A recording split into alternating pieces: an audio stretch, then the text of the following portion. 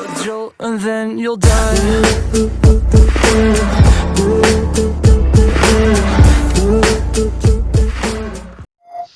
औज़ुबिल्लाहिमिनश्शैतानिर्रजीम बिस्मिल्लाहिर्रहमानिर्रहीम। मेरा नाम वसीम है और क्लास 9th का आज हम सिंबल्स और विलेंसी के बारे में पढ़ेंगे। तो सबसे पहले तो हम सिंबल के बारे में देखते हैं। ये मैंने खुद से डेफिनेशन बनाई है कि सिंबल जो क्या है कि एलिमेंट्स को अंग्रेजी के एक हरूफ या एक से ज़्यादा हरूफ से जाहिर किया जाए। ठीक है, एलिमेंट्स को। ठीक है, लास्ट टाइम हमने ना एलिमेंट्स जो पढ़े थे कि एलिमेंट्स मीन के जैसा कि हमारे पास है हाइड्रोजन है। ठीक है, ये भी एक एलिमेंट है और हाइड्रोजन भी एक एलिमेंट है और ऑक्सीजन जो है ये भी एलिमेंट है। अच्छा, अब हम इसको तफसीलन डिस्कस करते हैं कि हाइड्रोजन है, ऑक्सीजन है, तो इसको क्या करते हैं कि अंग्रेजी के एक या एक से ज्यादा हरूफ से जाहिर किया जाए एलिमेंट्स को। ठीक है, तो इसे क्या बोलते हैं? सिंबल बोलते हैं। अच्छा, इसकी हम एग्जांपल जो है सबसे पहले इधर करते हैं कि इसके अलावा कैल्शियम भी मैं लिख देता हूं, कैल्शियम, क्योंकि ये एग्जांपल में आपके लिए बड़ी हेल्पफुल रहेगी। अच्छा, तो सबसे पहले जैसे हाइड्रोजन है इसे हम H से शो करते हैं, और या ऑक्सीजन है इसे हम O से शो करते हैं, और जो कैल्शियम है इसे हम Ca से शो करते हैं। ठीक है, तो ये जो और इसके अलावा एल्यूमिनियम भी इसकी मिसाल बन सकती है, जैसा कि एल्यूमिनियम है उसे हम किससे Al से शो करते हैं। अच्छा, इसमें जो ज्यादा जहन में रखने वाली बात है कि बाज दफा कुछ एलिमेंट ऐसे होते हैं जिनको सिर्फ एक हरूफ से शो किया जाता है, जैसे कि हाइड्रोजन है, ऑक्सीजन है।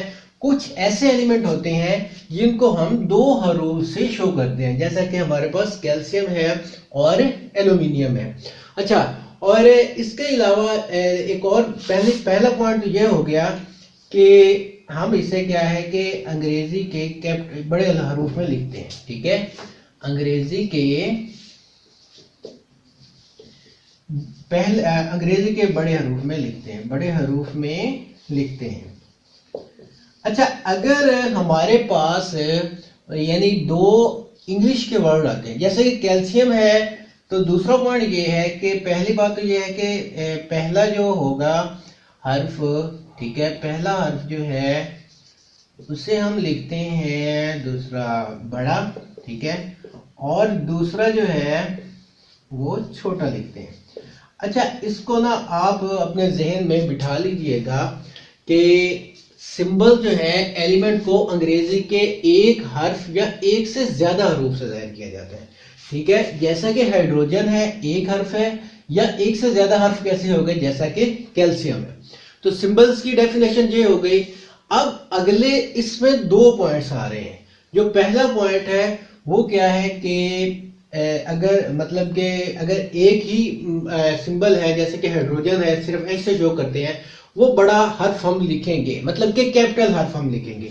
और अगर हमारे पास क्या है कि एक से ज्यादा हर्फ आ रहे हैं, जैसा कि कैल्शियम है, एल्यूमिनियम है, तो पहला हर्फ हम बड़ा लिखेंगे और दूसरा हर्फ जो है वो हम छोटा लिखेंगे।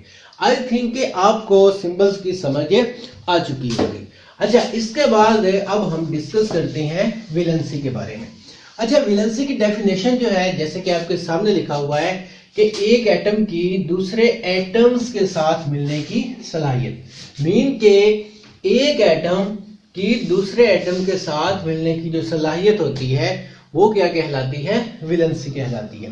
अच्छा, दूसरे एटम के साथ मिलने की सलाहियत से क्या मुराद है? असल में अब आपको मैं बताता हूं, इसके हम एग्जांपल पढ़ते हैं फिर आपको समझ आ जाएगी।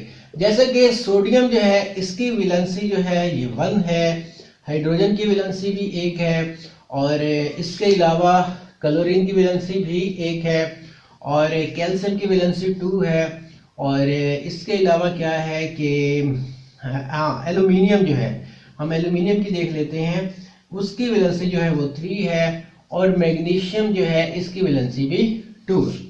अच्छा, इसकी वैलेंसी 1 क्यों है? इसकी वैलेंसी 1 क्यों है? और क्लोरीन की वैलेंसी जो है वो 1 क्यों है, और इसके अलावा इसकी वैलेंसी 2 क्यों है, एल्यूमिनियम की वैलेंसी 3 क्यों है, और मैग्नीशियम की वैलेंसी 2 क्यों है। अच्छा, हमारा जो कॉन्सेप्ट है वो ये है कि एक एटम की दूसरे एटम के साथ मिलने की सलाहियत वैलेंसी कहलाती है। अब हम इसकी तरफ आ जाते हैं। पहले मैं सोडियम और क्लोरीन इसकी मिसाल आपको देता हूं। देखिएगा कि अक्सर आपने देखा होगा कि सोडियम क्लोराइड, ठीक है, सोडियम क्लोराइड में क्या होता है कि ये जो सोडियम क्लोराइड है, ये जो आम खाने वाला नमक है, ये क्या है, सोडियम क्लोराइड है। अच्छा, तो अब हम इसको डिस्कस करते हैं कि सोडियम क्लोराइड क्या है, या इन दोनों की वैलेंसी 1 क्यों है। जो सोडियम है इसके आखिरी मदार में ना एक इलेक्ट्रॉन होता है, ठीक है, इसके आखिरी मदार में एक इलेक्ट्रॉन होता है, ये अपना एक इलेक्ट्रॉन लूज कर देता है, तो इसलिए इसकी वैलेंसी क्या हो गई, 1। अब हम क्लोरीन की बात करते हैं कि क्लोरीन की वैलेंसी 1 क्यों है। क्लोरीन की वैलेंसी इसलिए 1 है क्योंकि इसके आखिरी मदार में होते हैं 7 इलेक्ट्रॉन, ठीक है, और ये एक इलेक्ट्रॉन जो है वो कबूल करता है। जैसे ये एक इलेक्ट्रॉन कबूल करेगा तो क्या हो जाएगा, इस पर नेगेटिव चार्ज आ जाएगा, इस पर पॉजिटिव चार्ज है, इस पर नेगेटिव चार्ज है। तो जब ये दोनों आपस में मिलते हैं NaCl, तो हमारे पास बन जाता है NaCl। आई थिंक कि आपको वैलेंसी की भी समझ आ गई होगी कि एक एटम की दूसरे एटम के साथ मिलने की सलाहियत क्या कहलाती है, वैलेंसी कहलाती है। तो मैंने एग्जांपल आपके सामने रखी, जैसे कि सोडियम है, उसकी वैलेंसी 1 है, हाइड्रोजन की वैलेंसी 1 है, क्लोरीन की वैलेंसी 1 है, और कैल्शियम की वैलेंसी 1 है, एल्यूमिनियम की वैलेंसी 3 है, और मैग्नीशियम की वैलेंसी 2 है। अब हमने सिर्फ ये वाले एग्जांपल ली कि इसकी वैलेंसी 1 क्यों है, इसकी वैलेंसी 1 क्यों है। वैलेंसी 1 इसलिए है जैसा कि सोडियम के आखिरी मदार में एक इलेक्ट्रॉन, इसने इलेक्ट्रॉन लूज कर दिया, ठीक है, और इसके आखिरी मदार में 7 इलेक्ट्रॉन थे, इसने एक इलेक्ट्रॉन कबूल किया, और इसलिए इसकी वैलेंसी भी 1 हो गई। अच्छा, अब हम बात और करते हैं कि एटम्स इलेक्ट्रॉन क्यों लूज करते हैं, ठीक है, या इलेक्ट्रॉन एक्सेप्ट क्यों करते हैं। ये आपने पढ़ा हुआ होगा ऑक्टेट रूल, ठीक है, बड़ा मशहूर रूल है, ठीक है, हम नेक्स्ट भी पढ़ेंगे octet rule. According to octet rule, हर एटम चाहता है कि उसके आखिरी मदार में 8 इलेक्ट्रॉन, ठीक है। तो अब 8 इलेक्ट्रॉन आखिरी मदार में कैसे होंगे, तो इसकी एक सिंपल सी बात है कि अगर किसी एटम के आखिरी मदार में, ठीक है, किसी एटम के आखिरी मदार में 3 या 3 से कम हो, 3 से कम इलेक्ट्रॉन्स हों, ठीक है, इलेक्ट्रॉन्स हों, तो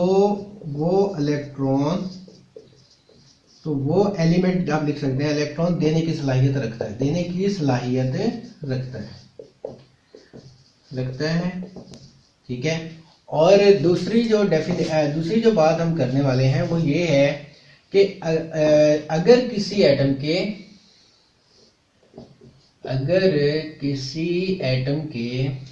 सॉरी मैंने सही नहीं लिखा, अगर किसी एटम के आखिरी मदार में, ठीक है, 5 या 5 से ज्यादा इलेक्ट्रॉन्स हों तो वो एलिमेंट इलेक्ट्रॉन्स कबूल करने की सलाहियत रखता है, कबूल करने की सलाहियत रखता है।